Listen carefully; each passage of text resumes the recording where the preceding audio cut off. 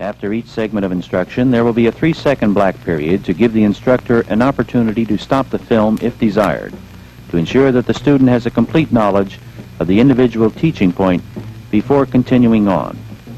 In a knot, a line is usually bent or tied to itself. A bend ordinarily is that used to join two lines together.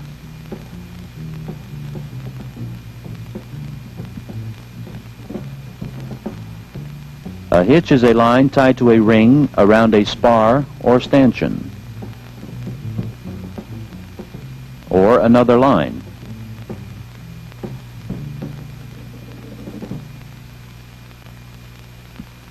The overhand knot is a basis for other knots. It is the most commonly used and is the simplest to make. An overhand knot is made by passing the end of a line over the standing part and through the loop. An overhand knot may be used to prevent the line from unlaying, to form a knob at the end of the line, or to serve as a basis of other knots. The overhand knot is also used to increase a person's grip on a line. The next knot will be a square knot. To make a square knot, take the end of the line in your right hand and say to yourself, right line over left and left line over right. Pass the end over and under the part in your left hand. Then take the end that was in your left hand and this time say to yourself, left line over right line. Then pass it over and under the part in your left hand. It tightens under strain, but can be untied by grasping the ends of the two bites and pulling the knot apart.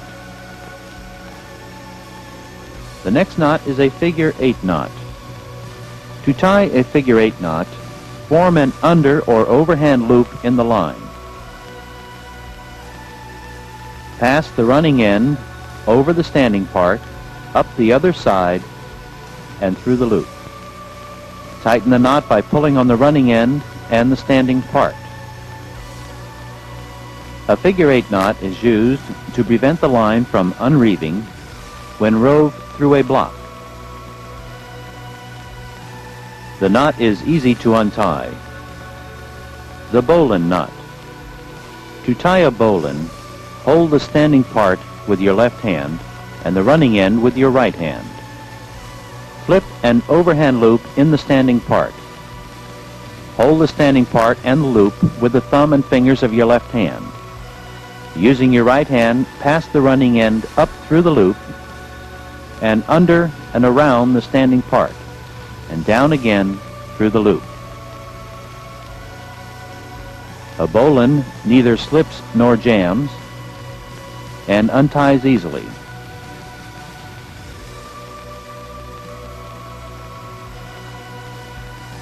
An example of a temporary use is that of tying a heaving line or messenger to a hawser and throwing it to a pier where line handlers can pull the hawser to the pier using the heaving line or messenger.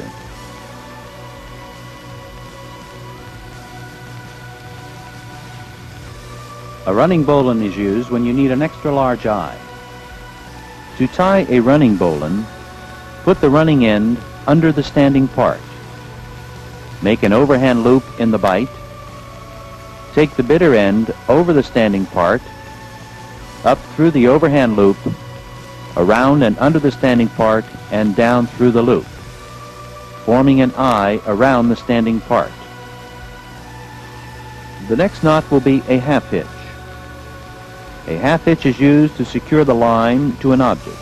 Half hitches should not be used by themselves because they'll work out.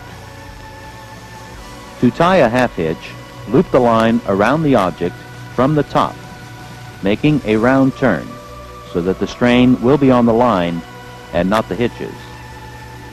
Take the line over and under the standing part with the working end, making 2 half hitches.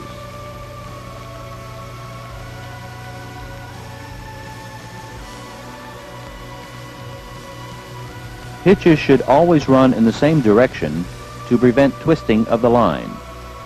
Never tie half hitches by themselves. They must be used in conjunction with another knot. The timber hitch. A timber hitch is formed by passing the end around the spar and its own standing part, making a half hitch.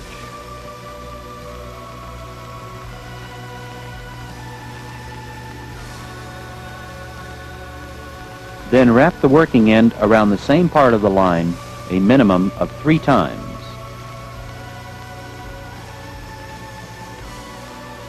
The timber hitch is used on logs, spars, planks, and other comparatively rough-surfaced material.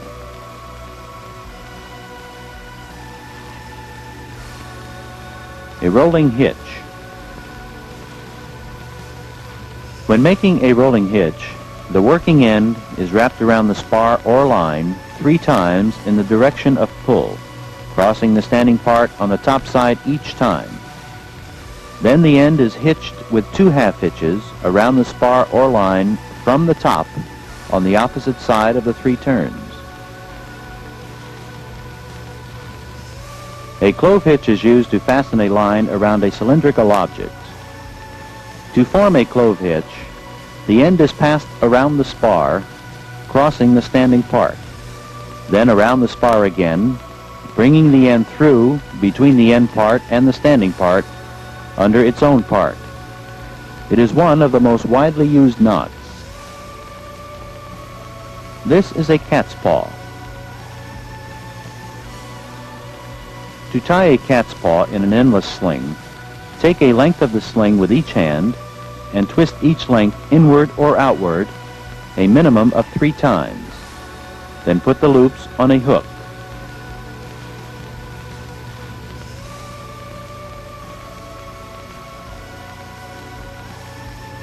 Mousing made from small stuff can be used to ensure that the knot will not jump off the hook when slackened. A cat's paw can be used for fastening an endless sling to a hook or to shorten a sling.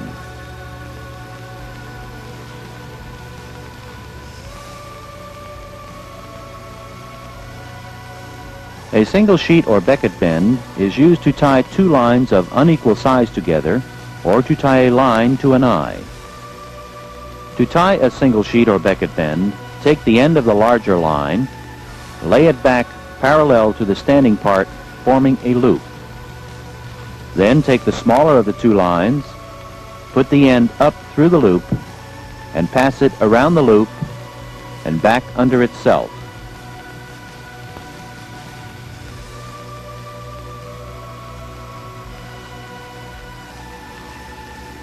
The single sheet or becket bend will draw tight, but will loosen when the line is slackened.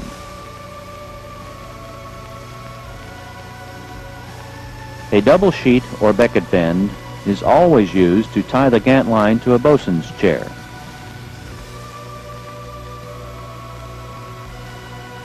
Notice in the double sheet or becket bend that the end of the smaller line goes under its standing part both times.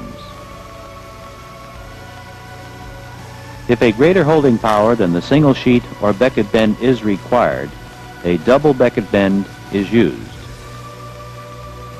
It will not slip, it draws tight under heavy loads, but will loosen when strain is taken off the line. This knot is more secure than the single sheet or becket bend when used in a spliced eye. The fisherman's bend. To tie the fisherman's bend, take 2 turns through the eye.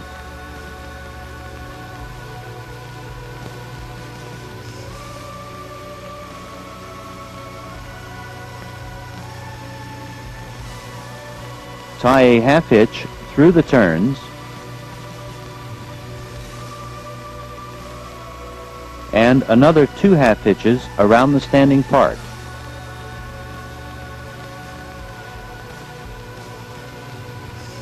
Seize the running end to the standing part. This knot is a double carrick bend. A double carrick bend is made by first crossing the end of one line over the standing part, forming a loop. Pass the end of the other line across the loop. Then, working from right to left, bring the bitter end under the standing part, then over and under each part to form the knot.